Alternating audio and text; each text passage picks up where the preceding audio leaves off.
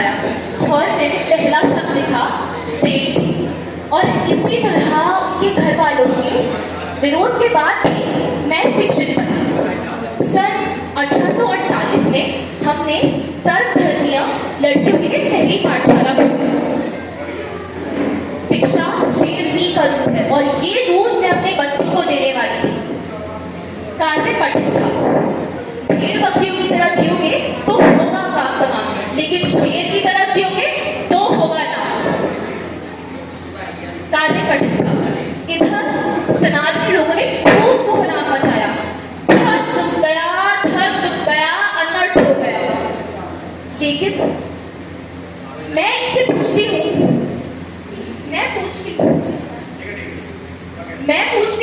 कि किसी सर्वसामान्य मनुष्य के शिक्षा लेने से कैसे डूब जाता है इनका धर्म? इतना कमजोर, इतना खोखला है धर्म। इधर मुझसे सेठ जी ने कहा, सागी, हमें बहुत से लोगों के आंखों के आंसू पोंछकर उनकी आंखों में उम्मीद की नई बात दिलानी है। मनुष्य को मनुष्य की तरह खड़ा करना है। बताओ, इस कार्य में दोगी मेरा साथ? मैंने सिर्फ हामी नहीं भरी, बल्कि प्रत्यक्ष इस कार्य को शुरू ही कर डाला। स्कूल जाते समय कोई मुझ पर कीचड़ फेंकता तो कोई गोबर फेंकता, कोई पत्थर मारता तो कोई गाली गलौज करता, लेकिन मैंने ये सब अपने बच्चों के लिए सहा। एक दिन तो एक धर्मेंद्र मेरे रास्ते में आकर बोला, अरे ओ मास्टरनी, कहाँ चली? हमारी लड़कियों को पढ़ाना बंद करो, नहीं तो तेरी इज्जत लूट लेंगे। अरे पुरुषों का सब कुछ स्त्री की इज्जत पर आकर ही क्यों रुक जाता है? लेकिन शायद उसे पता नहीं था मैं खंडोजी निवासी अपार्टमेंट की कन्या और ज्योतिराव जैसे पहलवान की पत्नी थी।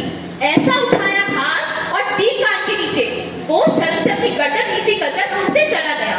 उस दिन के बाद किसी ने मेरे रास्ते में आने की हिम्मत नहीं की। हमेशा स्त्री को ही ये सब क्यों सहना चाहिए? हर स्त्री को अपने अब्रू की रक्षा करनी आनी चाहिए। हमेशा अन्याय का शिकार स्त्री ही बनी है।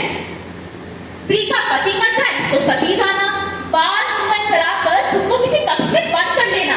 अरे उस स्त्री का पति मर गया तो उसमें स्त्री का क्या दोष?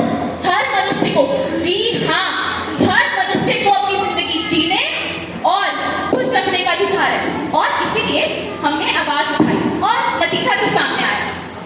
काशीबाई नाग एक कच्ची उम्र की बाल विधवा अपने ही रिश्तेदारों से पेट से थी, और ऐसे में बदनामी होती है तो सिर्फ और सिर्फ स्त्री। और इसी बदनामी से तंग आकर काशीबाई खुदकुशी करने निकली।